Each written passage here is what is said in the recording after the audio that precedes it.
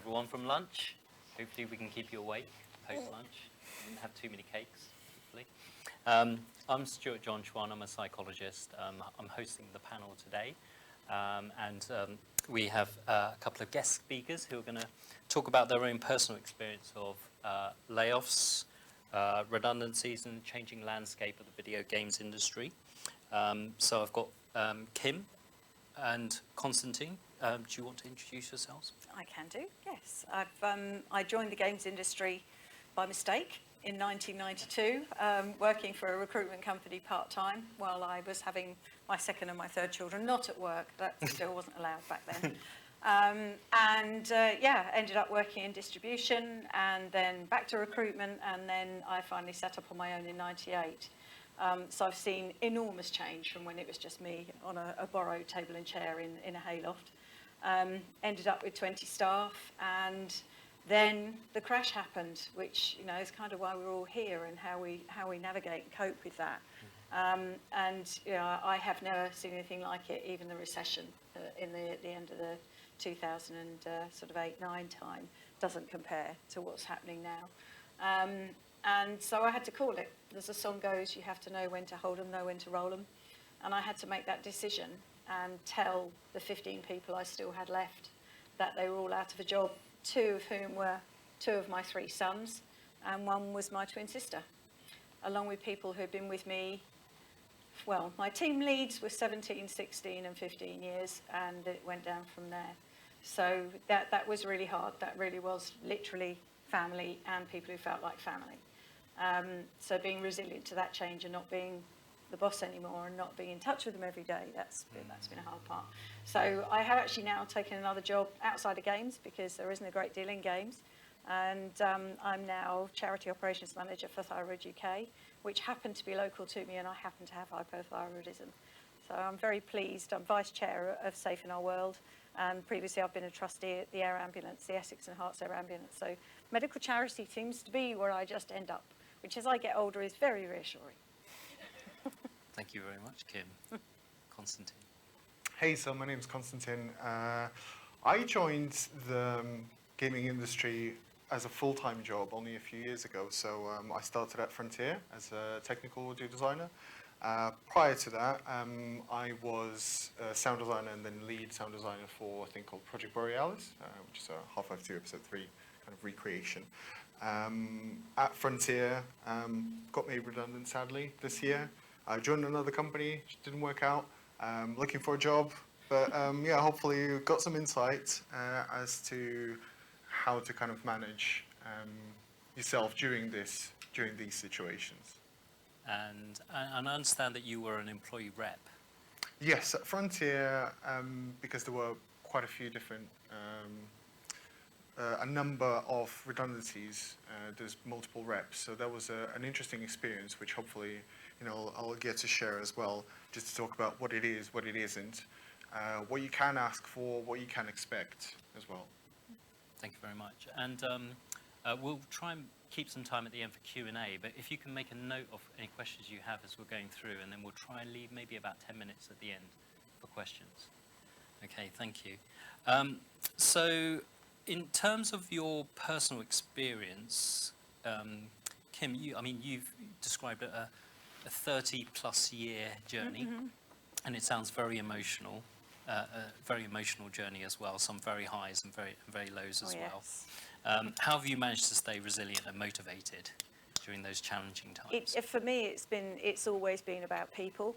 So there's always somebody out there that we can still help, that we can give advice to, and even in the last year to 2 years, really. There's always things we can do, and remember that everybody else is still a human being and they've still got their feelings. And I think that was what kept us going as a team. And certainly for me, I had those people that had shown me this remarkable loyalty. I mean, I virtually had to close the company to get rid of them, to be honest. That's really what happened. I'm joking. And so it really was, for me, it's about people and being able to help. And that could just be paying somebody a compliment when they're least expecting it. You don't know what else is going on in their lives. And for me, it's kind of helping other people kept me resilient. and also necessity, because your survival instinct kicks in. And once we finally made the deal, and we came close to closing a couple of times over the years, as you can imagine. We've gone through the dot-com crash that people tend to not know about unless they're in our industry, and then obviously the recession as well. So we came very close to closing both those times. And so we survived that, and I think maybe part of me knew that I didn't have the resilience to fight back one more time. I turned 60 in 2 weeks. Jesus, I'm aging myself. I turned 60 in 2 months' time, so I'm not too far off retirement at some point. And you have to be sensible with your own emotions and your own truth. And was I engaged enough? Did I have the energy to fight back? We still had money in the bank, but not enough. And it was disappearing at an incredibly rapid rate. Everybody in the business, we were quite transparent about that. So I had to make the decision, do I have the fight to do this? Or am I just going to try this for lip service to keep everyone in a job, hopefully, and then let them down? So that was a big part of having to call it. And that is a very difficult thing to do to people that you know have given you so much. I mean, yes, I've employed them as well. It's a mutually beneficial arrangement. But I have to say, the thing that really touched me, I think, was the team leads particularly saying to me, well, and my sons on the management team, that it was a relief, because the stress that they had, not knowing if the hammer was going to fall. And I'm sure people in here, I know Konstantin, obviously you've just gone through this. And that constant stress of, is it going to be me next? Are we going to stay alive? That was really hard. People weren't sleeping. And it was affecting the mental health of people who had never had mental health problems before. So that was a big part of my responsibility, to relieve them of that. And myself. So it's a tricky one. So you could see this uncertainty unraveling. Oh, yeah. And people being affected. Yes. Yourself and others. Yeah. And the pressure on them, they've got to make placements. So their KPIs were out of the window. We couldn't do regular meetings anymore. And how much do you say, well, it's the market as it is, or is there somebody who actually we could help support, and be more productive? It was getting increasingly hard to know. But even though they knew we weren't sticking to the KPIs, they still had that internal pressure, as you talked about in your previous, that they felt useless. They were used to being able to help people and place them. And I can remember Daniel saying to me, been with me 17 years, and he said, I can't even get an interview for a program with 2 years experience. And usually, and there were candidates, I could see the candidates coming and being registered every day. And they were what we used to call everything stops for tea candidates, where you get somebody who was truly AAA.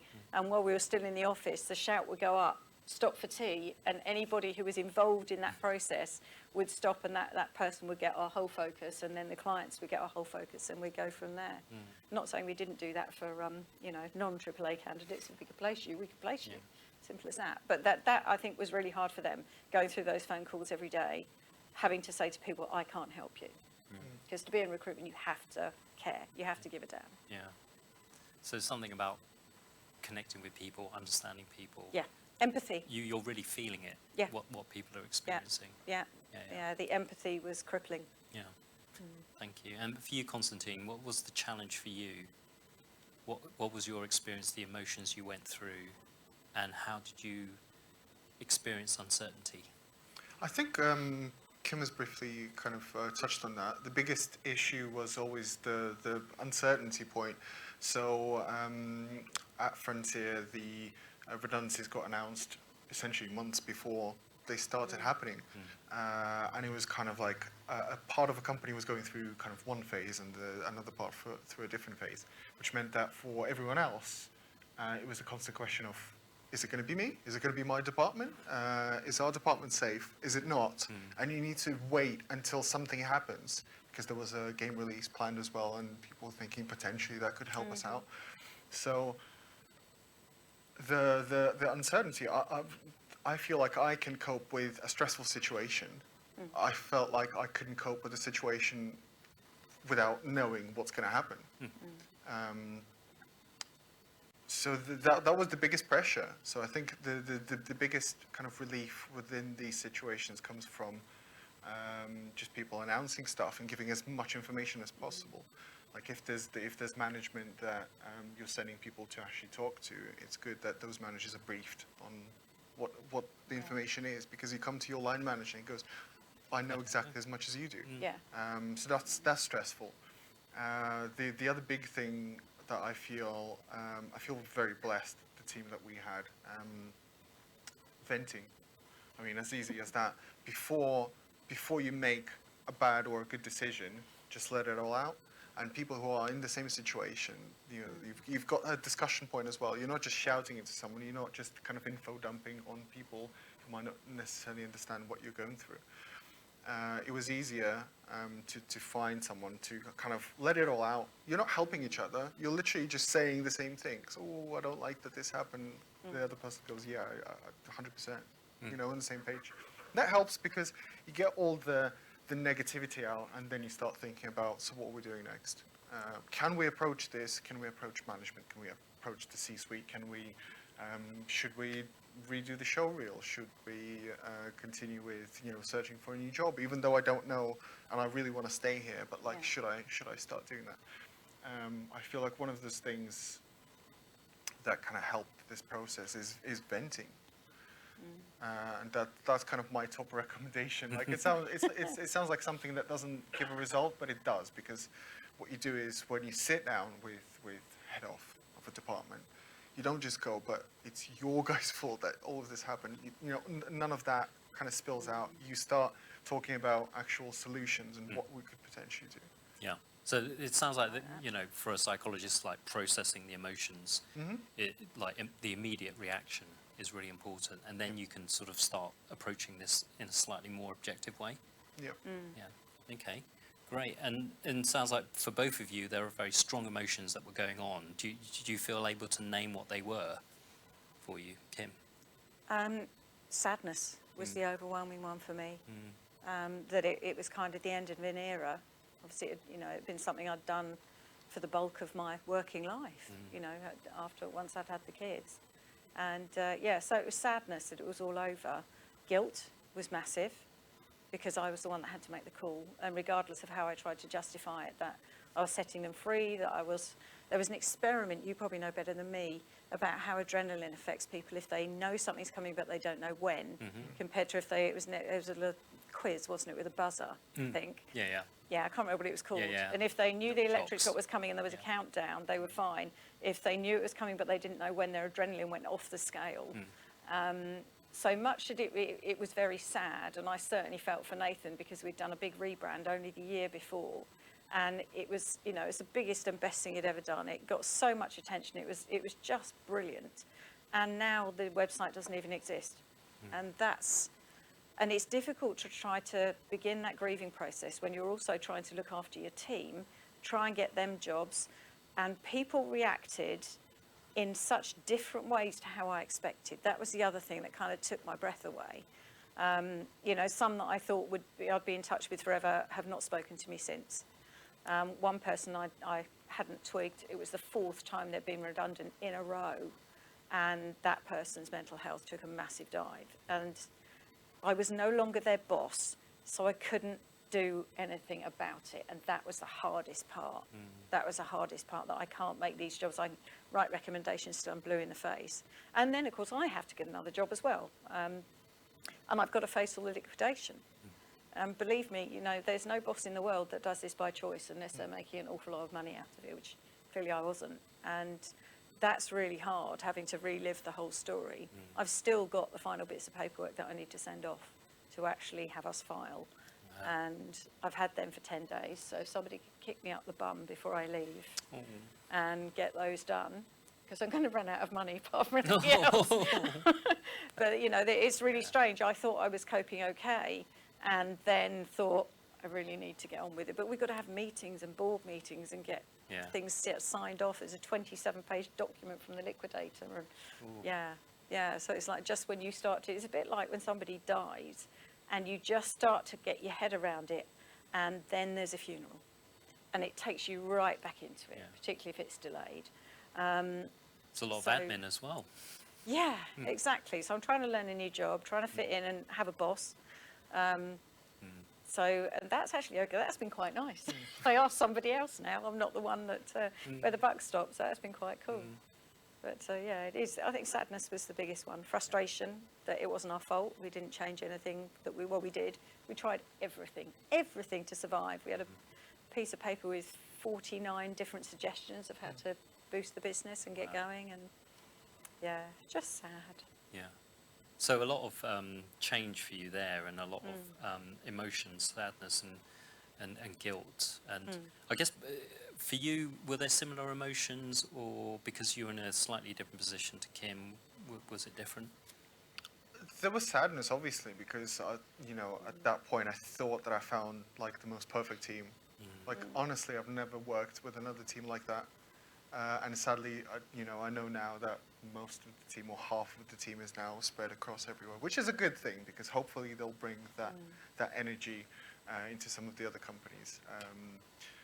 That was really sad because, as you know, they were just incredible people. But I think the other thing is, I guess being in the games industry, you read and watch a lot of kind of games news or what's happening, and there's been a constant stream for months of studios kind of making these redundancies. Yes, it's in the US, it's not here.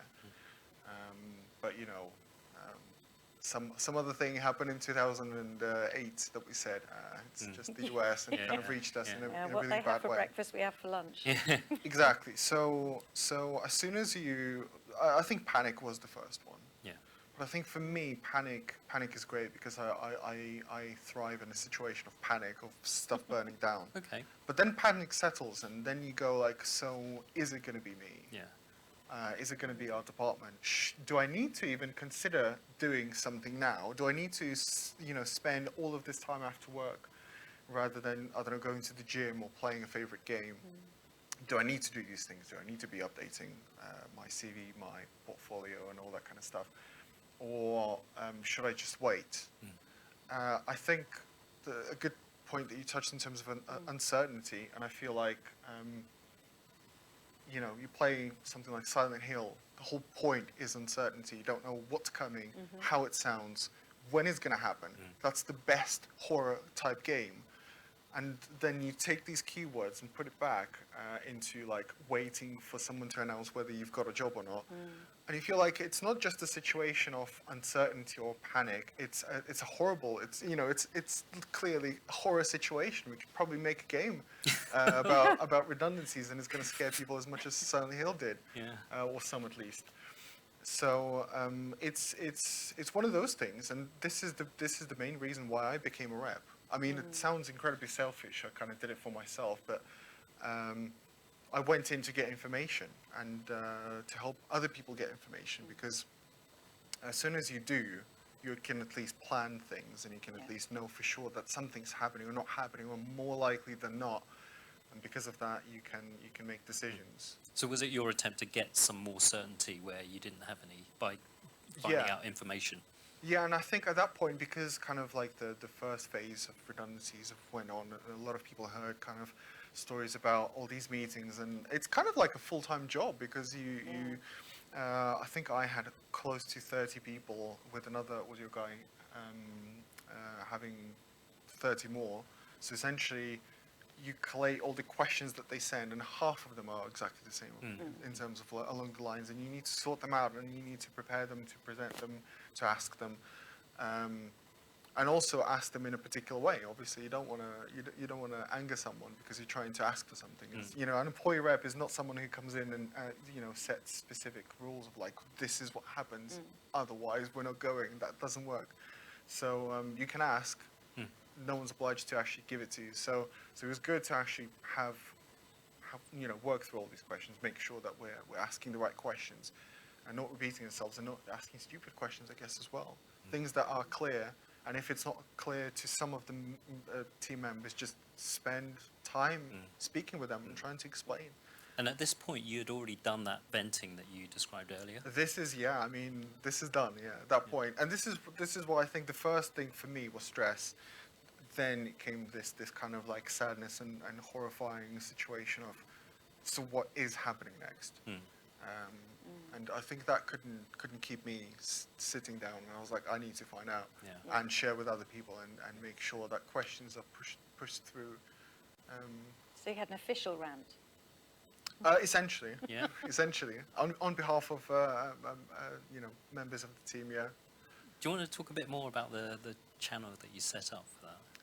Well, you So had the to. channel that we had, it was just our audio department essentially. I didn't set that up; someone else did. Okay. But it was just literally anything goes. And I think that this doesn't necessarily work for all workplaces and all teams and all people. And I feel like you still need to be careful with doing something like that. But I felt incredibly supported by people just speaking their mind because they said the things that I wanted to say, but maybe didn't because I was there for like a year at that point. And I was like, I'm not sure if I should be shaking the boat too much. But as soon as you see that, you start opening up, you start talking, and you see that it's not going beyond this chat. I guess my recommendation here would be for someone, like if it's not a team, but for someone who you can definitely trust in the company to do the same thing and maybe explore if more people feel that way or are receptive to this kind of chat, because it was all over the place. But it helps a lot because people went in with the most angry things and came out of it saying, okay, well, I'm going to do this. Okay. As soon as you kind of, not physically, but, kind of like mentally punch a wall, that's it. It's gone. You release it. And there's probably a really good explanation for that that you can tell us about. But I just felt like get it out first, because if you're that emotional, anything that you communicate to other people is just going to have that emotion. Yeah. And you're just going to, burn bridges so badly. And people will, some of them understand, some of them don't. Yeah. Just approaching it carefully and just doing something for yourself. Yeah, but I think it's quite healthy to get that out of the way. We had a rule in the office: if something didn't go away, rant, grovel. Yeah. So it was the same thing, and I think it's reassuring when everybody feels the same, but you're all kind of scared to say it because you don't want to be the one, that says something inappropriate, and then when you realise everybody else is kind of on the same side. But I think that works. I think that speaks more about the teams that are being built in companies. Yeah. I feel like You had good chemistry. we had an incredible team. We had a team that was handpicked by our audio director who's left, just before it all started. I feel like I see what he's done. More than skills, more than work that they do, more than what they can and can't learn quickly or slowly. I think it was just a team that would glue together no matter what they listen to, dress, do in their spare time. It was just the case of like everyone was incredibly supportive. It's probably really hard to find a team like that. But if you do, and going back to the point, that was the biggest pain. It wasn't the job. I'll find a job. If I have to, I'll go and stack crates. It doesn't matter. It's a job. Well, it does matter what you do, I guess, but still, for the short term, it doesn't.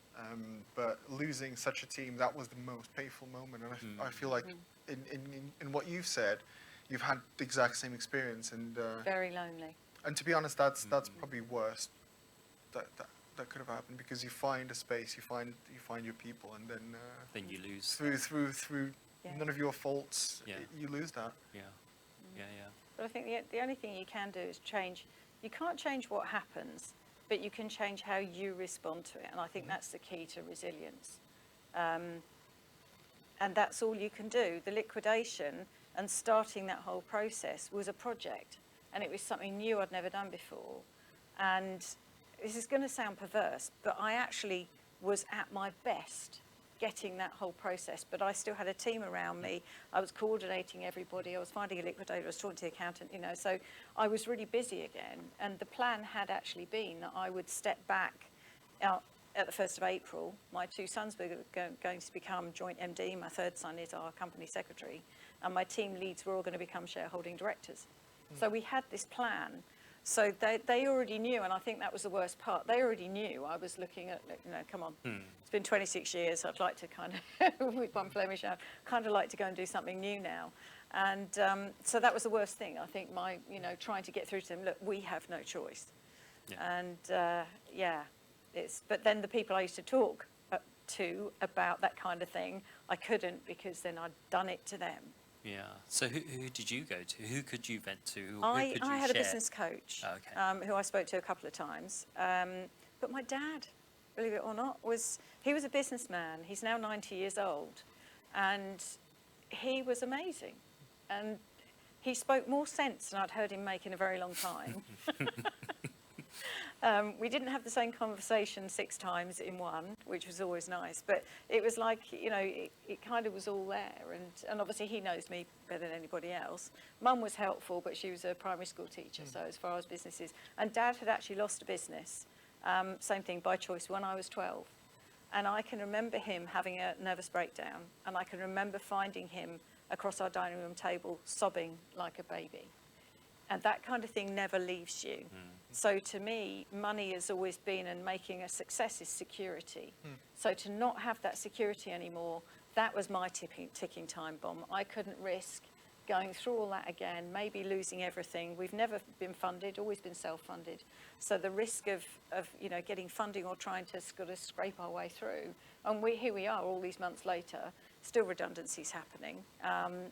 And for recruitment companies, it's ridiculously tough out there. You'd have literally had to take it down to the bare bones. And I think there was a developer last year that closed, saying they didn't see that they could be profitable for the next few months, so they just mothballed. And I thought that was genius, but it would never be the same again for me. Yeah.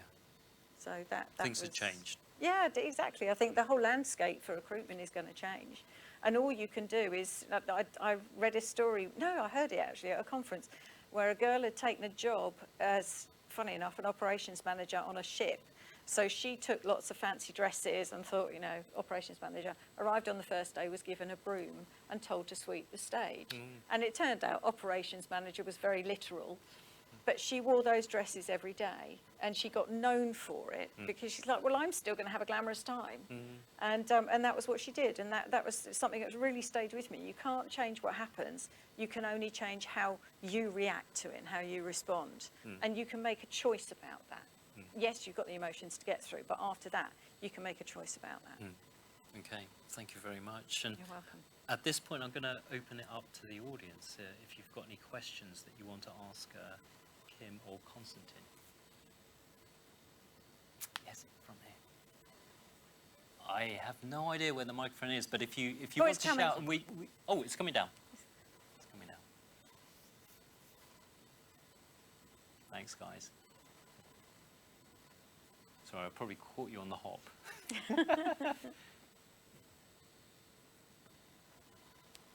Hi, my name's Anna, Hi, Anna. and I wanted to touch both on something that you, Kim, and Konstantin said, which is about venting. Kim, you mentioned about your dad being sort of an area, being that he was in business. However, some cases will be in the studio, and maybe there's no safe space to vent. And in the games industry, it's really limited the amount of people there are to vent to outside of the studio because it's such a small industry. So I'm wondering, how would we cope with that when we're dealing with all these uncertainties and trying to vent and find people who understand? Are there not people within your company that you would feel safe doing that with? Well, I had a personal experience where I was in a safe space and I was venting, and one of the people snitched on me, and it affected my relationship with the studio. Okay. That's a question. I don't blame you. I think you would be surprised. The thing is, you tend to keep these things to yourself because you're scared of the response that you'll get. But you'd be surprised who will actually be there. My dad was there for me because he'd been through it before. That frightened me that I might trigger something in him. But the number of my friends, even though they don't really understand what I did, and I don't think would want to, the things that they said were just human things. So you don't necessarily need somebody to understand your exact picture to understand your emotions. And yes, if you can kind of woman-splain things to people, sometimes that helps. But I think you'd be surprised. It's just letting people know, because we tend to put up this brave face and, I'm okay, and it doesn't help us long term. It doesn't help. It's not weak, it's strength. To actually ask for help is a strength. And if you don't do it, you'll end up in a muddle. So not necessarily someone within the industry you can No. go to. Any thoughts? I think someone could be within the industry, but a good friend that you know from a different company. It doesn't matter. Apologies to every other friend from a different company that I've probably spilt all of my stuff on. But no, it can be anyone. It's good when it's someone from the industry because they can understand from a perspective. Like if I say to someone, "Oh, I've lost my job because of a redundancy," they go, "Oh yeah, I mean that's not great." If I say it to someone who's in the industry, they instantly go, "And you as well." So there's kind of understanding and support, I guess. But as was said before, it doesn't really matter. I think the point of venting is not necessarily getting support, not necessarily specific instructions on how to behave and what to do next. It's more the case of getting it out of your system more than anything else. And the thing that helped me throughout all of this as well is walking in the morning. I don't run. I don't really like running, but just walking. If there's, if you don't go to the gym, if you can't afford it at the moment as well, just walk around. If it's too noisy, put some headphones on. That works great. First thing in the morning. And then you kind of you don't have the strength to be angry as much, I guess. Whether good thing or bad thing, I'm not sure. Well, no, walking anywhere, especially if it's in nature, is really healing. And it sounds like a massive cliche, but it does work. You said to me earlier that you've kept your routine. Yeah. And that's the thing that I didn't do, although I still felt guilty enough that I had to sit in front of my desk all day. Why did I do that? I could have had 3 months off. Would have been great. But, yeah, so you kept your routine. As much as possible. Yeah. Obviously, I'm out of a job right now, but I'm waking up at the same time. I'm sitting at the same space because I work remotely. I'm just trying to do things that, I don't know about this. Let me try and actually do this. Let me schedule it with proper lunch breaks. I'm impressed. This is Yeah. no. This is me talking to myself because at work I would take an hour. Yeah. When I'm doing it myself, I just take 10 minutes. Proper breaks. Yeah, and just when it hits 5, when it hits 6, whatever your work time is, that's it. Laptop, computer, that's it. You're done. That's your work day done. Continue doing that, and I feel like it brings some. It doesn't let chaos come into your life by just doing similar things or working on your stuff. And there's plenty to work on. Show reels, the CVs, the approaching of the companies, the meeting people. Just schedule it in. But don't forget to rest. Don't forget to that game that you've got. That last year you said, I'm definitely finishing that. Finish it. If you feel at 11 o'clock in the morning that actually I can't do this today, don't force it. Because the way you force it is, you won't get a result, but then you'll be angry, at least I was, that I didn't finish it. So just do something else, absolutely, 100%. It's all about mental health, but also trying to keep a schedule, because a few months down the line, and you're just And it I sounds can't wake up this early anymore. Yeah, your schedule is something you can control. Yeah. Yes. Yeah. That's why I'm so glad that I managed to find a job. Apart from the fact I'm just glad I managed to find a job.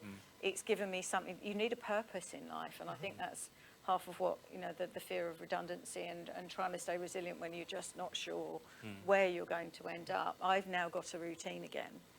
And I'm actually arriving early, and I know anybody who knows me in the audience knows that is special. So it's called Lombardi time. You arrive 10 minutes early. So, yeah, I'm practicing that. It's a whole new world. It's a new world, isn't it? It's a whole new world, I know. Okay, thank you. Thank you. Any other questions? question One right at the back. Oh, One at there's the back. three. One at the- yeah, almost in the line. Can we start with the person right at the back, the top right?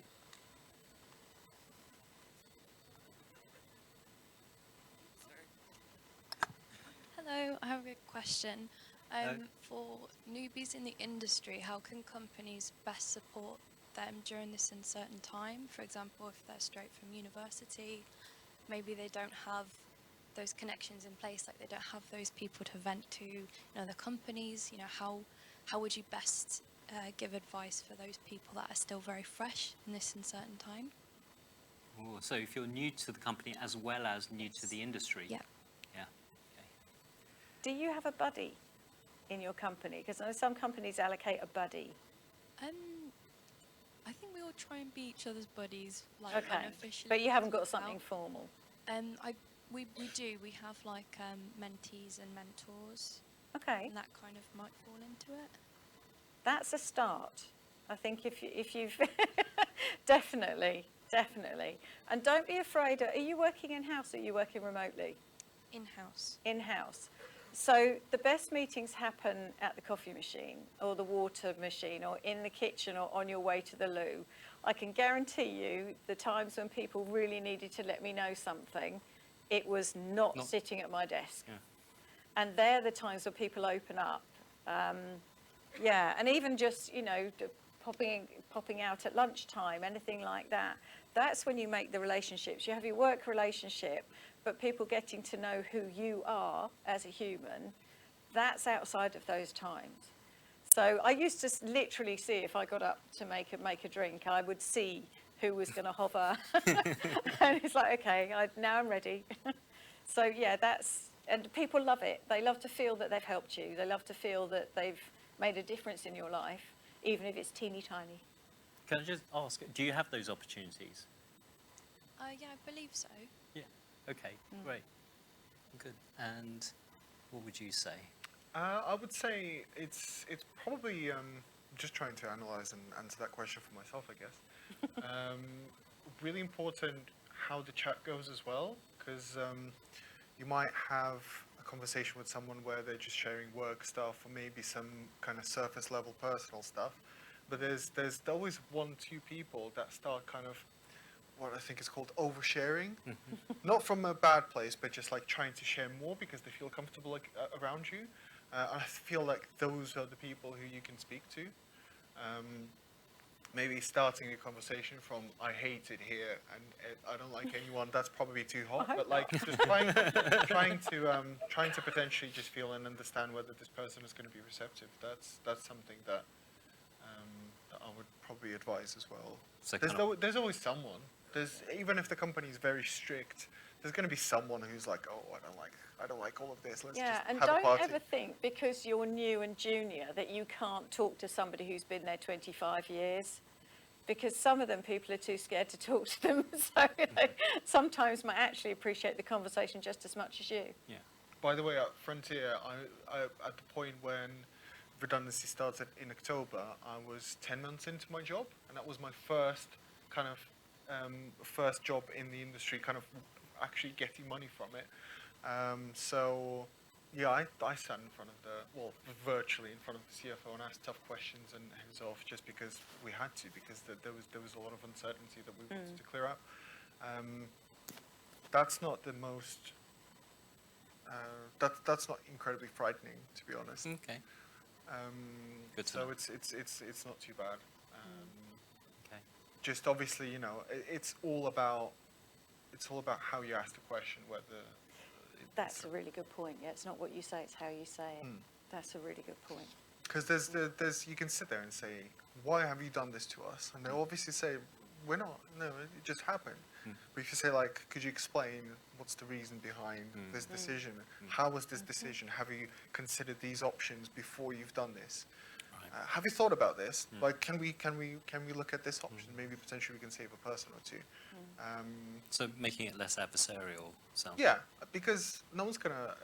I mean, that's the same thing in life. If you come to someone and say, "What are you doing?" They'll be defensive. When you're trying to get information, they kind of have to give you the information. So maybe that works well as well. Yeah. Okay. I Thank like you. that. Thank you. And I think the person in front of you, I think was next, and then the person in front of you was then next, and we've got I think one down here. We'll pass it down that way. Yeah. And Thank- then this way. No. Thank you so Hello. much for your candor and your vulnerability. I know it's very, very difficult to speak on this so openly, so thank you so much for sharing this with us. I jotted down rant, grovel. And I was wondering if you could, because it sounds like that is both a part of this sort of uncertainty, ranting and venting, but it also sounds like there's something about psychological safety and solidarity building in the lead up and then ideally afterwards. Could you expand a little bit on rant, grovel? Yeah, rant, grovel was more on a normal day, because in recruitment things don't always go the way you expect them to, because you've got humans at every stage of the process. So if things didn't go our way as a team, I think we were quite vocal actually when we had an office. It was a bit more difficult once we were remote, but we used Discord, so we could still have that you know, you won't believe what's just happened. And there are 15 interviews and they've turned them down. So we used to rant amongst ourselves as a collective, and then go back to the relevant parties completely polite, and that's really unfortunate, or I'm sure it's just an oversight on your part. So that was us managing that stress in the moment, getting rid of it, added to the camaraderie. It wasn't something we ever planned. So most of what we did wasn't planned. It wasn't planned. That was just what ended up working. And then if an email had to be sent or something, actually, you wouldn't always leave that one person to write it themselves.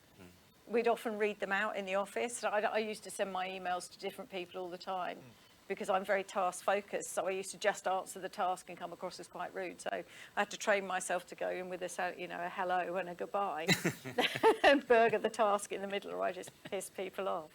Emojis were my friends. So I think that's really where that came from. So it's the in the moment, all have a rant about it, but then you go back and you behave yourself and you act with decorum, and I think that's really what you're saying, is that you've got this stuff and you rant in your private area, and then you go and ask the question in a reasonable human way, Exactly. and then everybody gets what they want. And I feel like I've had that in the job before this, where it was a software company, and we just had things that would happen. The software development manager, he would just kind of announce them, put his take on it, rant about it, be angry, and then you kind of like, okay, well, we've been through the angry part. Now, what do we do to what do we do fix about it? Yeah. Because that part is done. So I think it's maybe it's good when it happens naturally, but I feel like it's almost one of the things that has to be kind of almost implemented in some sort of way, like a channel where people can express themselves without being, blamed for. Just because it does help. Like, you're not here to cause trouble, you're here to do a job and solve problems. And you do that, it's just that you need just a tiny bit of adjustment. Like when something happens, specifically when it's not your fault, when something's dropped onto you and said, oh, actually, we had a week, we now have 2 days. You're angry, you need to do that. Just give it 10 seconds for someone to swear at. Very healthy and that's it. to let it out. That's it, because that's it. The person's not Get in the way otherwise. against you. The person's not arguing with you. They just need to kind of express it, and that's it. Move on. Okay, and it sounds like it's not the end goal to vent, but it's a process. It's a It's means part of to it. an Kind end. of healthy. I think. Do you remember Big Brother? There was that girl, God bless her. She's passed away now, but she was always the I don't know if anyone is Jade even Goody? old enough to remember. No, she was a little tiny slim thing, okay. and Nikki. Thank you, audience. Thank you. And she was forever ranting about things, and she was in the diary room, and there'd be another Nikki rant. When they stress tested them all, she had the lowest stress out of anybody in that house. So I wouldn't suggest going that far, and you're not on telly. But yeah, healthy to let it out in a safe space. Thank Yeah. you. Let's try and get that third person that was in Yes. line. Yeah. Before we reach the half-past mark. Thank you. Hi. Oops. So I've been in the industry for a minute, and I've actually been made redundant 3 times Wow. prior to now. That's not a sign of how it always goes, by the way, for anyone who's just joined. Just unlucky. And each, yeah, Don't but each time I've had to try and find, and each time it's gotten easier to a certain extent because I've found a way, I've tried to find a way to see the positive in what's happened. How have you guys, what positive things, if any, might be a bit too soon, but like what positive things have you guys managed to take from, not necessarily the process, but just the fact that it's happened? Like how have you managed to keep your mental health kind of balanced in terms of, dealing with the disappointment and the sadness? Because you've spoken a lot about the sadness and the negative side of it, but the fact that you're both here today, you both look, happy and stuff, like how have you managed to get the positives out of it, if any? Well, I think for me, it was because it was my choice. It wouldn't have been my first choice, but because it was my choice, I had to roll with that. I had to go, okay, we could have kept this going. I could have, stepped into a part-time role, let the kids take over, and God knows they're capable. And that would have given me enormous joy. But we couldn't see what was coming. So I don't think any of us blamed ourselves. I think that was the thing that really did it, that we could see all this happening around us. And don't forget, as recruiters, we were hearing about this stuff way before it was in the press. And the rumours and the hearsay, and, you know, a lot of the time the hiring managers were also becoming candidates. So we'd hear, you know, friends in high places, you kind of get tipped off about this stuff. So we knew it was coming, and I think that helped a lot, that we knew it wasn't just us. And I think anyone who's been made redundant, believe me as a boss, it is the absolute 100% last resort. It really is. You know, over the years, we had not made a single redundancy until the day we closed. So, you know, it really is really difficult, and believe me, really expensive. In fact, my team has said to me since, one or two of them have said, I wish you'd done it 3 months earlier now. I was putting it off for all that time. Yeah, so, you know, you can't know what you don't know. It's the first time I'd ever had to close a business. But I think that's kind of what kept me going. And people now, most of them have got jobs. One was way too fussy, but that's one of my sons, who, you know, but he was the one that everybody was saying, oh, you'll walk into something else. You're absolutely brilliant at what you do. And it just turned out that we didn't know much about the outside of what we did, and how difficult it was actually going to be for him. But then my other son, I'm going to talk about my children because I'm very proud. My eldest son has just got a job as a marketing manager at a way bigger company than ours, at a company with 50 million turnover, that they sell glue, which is a bit of a takeaway from games. God, believe me, if any of these people can come back into games in the future, they will be back. Yeah. But there is a chance they won't, because they've made a new life. And, you know, to a degree, I kind of felt like some of them, I set them free because they've gone off and done stuff and got jobs that they would not have gone for had their hand not been forced. And the same applies to me. I'm now working in charity while still being, you know, vice chair of Safe in Our World. And, I'm very, very fortunate. Doesn't pay a lot, but, you know, my heart's in it. And that, I think, to me, I've been able to go after a passion project. Yeah. And you mentioned the importance of purpose earlier as well. Yeah. Definitely. Yeah. Definitely. I've just been floating around in a cloud of YouTube, I think, for the last 3 months. Ridiculous. Thanks. And I'm just conscious of the time, Konstantin. Just to kind of go off something that you said, I think there's also no shame in, you know, going to a different industry and then returning back as well. Yeah. If it's taking a full-time job to look for a job to try to achieve. I mean, I can't remember whose LinkedIn I looked at, but the guy was doing some incredible jobs, and his thing was like software programmer, just like literally nothing else, no information about his thing. And I look at my CV and it's got all the keywords, it's nicely summarized, the LinkedIn looks nice, well, you know, at least to me, everything is up to date, like things are highlighted where they should be, and I'm just like, are we doing too much? Everyone else in audio and games is doing this, but like other people got nothing on their LinkedIn page, a photo that's 20 years old, and they still get a job. So maybe we should skip this round, wait it out, do something else, and then come back stronger. Not come into the industry where literally you go somewhere else and people almost applaud you for getting this place, of like as if you made something big. But in terms of happiness, I don't know. Once because the process has been so long, I think it was very very stressful. But I think at that point I did find a job, and for me the happiness was the fact that I wasn't you know, looking for another job while not being in a job.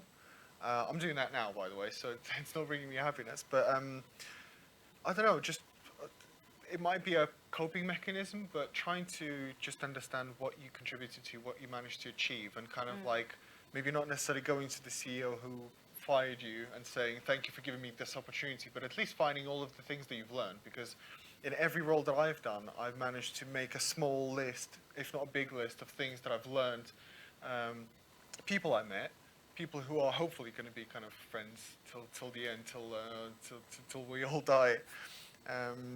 But yeah, just small things of like having that opportunity was still great. and I came back stronger, and yes, maybe I'm unemployed now, I'll find something else that's fine for a time period. I do need to be earning something, but to be honest, there will be a time when this is we're kind of, I'm not going to say that we're recovering. I feel like there's shoots. I've There heard are shoots out there. I've heard that next year is going to be a bit better. Yeah, survive till essentially- 25 was something I kept Yeah. hearing. Sounds But a bit essentially, yeah, depressing. the positive thing is that if, maybe that's a positive thing. Maybe take a different job. Yeah. Maybe I'm just, that's therapy for myself. Yeah, at yeah. this point. you Take constantly- something else and come back and see if you still want to be in this. Do you want to go through this? Do you want to be a part of this industry? And if you do, you'll come back even stronger because you've had the time to, I guess, take it a bit easier. I mean, Yeah. we know how games are. Well, but every day's a school day, though, isn't it? You learn something new from everything you do. I think you mentioned earlier, if I have to stack shelves or pack crates, I'll do it. Yeah. You'd still learn something Yeah. from that. You'd learn something about yourself apart from anything else. But And if nothing comes out of it, if you never work in games again, appreciate the fact that there's such a huge, incredible community of developers that you can still continue connecting going forward. And it's just that I feel blessed that I've even been a part of this short journey. Hopefully it's not going to end, but if it does, at some point, Well- for some reason, it's been great, honestly. Yeah, there's been stress and there's been anxiety and all of that stuff. But it's been incredibly rewarding. Maybe I not think necessarily monetary or something else, but like just personally, from the work I've done, I've probably done the best work of my life. I'm just happy to Yeah. show it to And people you'll and always say, have like, that. this is You've mine. got a resilient mindset, haven't you? And I think that's the thing. to Disaster can be nowadays. opportunity. Yeah, well, you do. Yeah, but you'll find that at any point in your life, and not just to do with a job. Disaster can be opportunity. When I started OPM, I was jobless and homeless with 3 small children and divorced without settlement. I had nothing. I had less than nothing. So, and I'm eternally grateful for being in that position because God knows I wouldn't have started a business otherwise. I really wouldn't. So And adversity can turn into opportunity, 100%. and there's something about sort of opening up your lens to other opportunities and continual learning, and maybe trying to maybe broaden what you might do in the future and think Yeah. about different opportunities that might come. Yeah. That sums it up nicely. Okay. Well, on that note, I know we're 7 minutes over, so apologies. But thank you very much, Kim and Konstantin. And Well, thank you more very than much, welcome. audience, for sticking with us. And I'm sorry for the person that is here that we didn't get to the question, but these guys can hang around. Can you hang around? Yeah. Yeah, if you want to ask them directly. Sorry, I just said that for them. Yes, sure. Thank you very much. Thank you.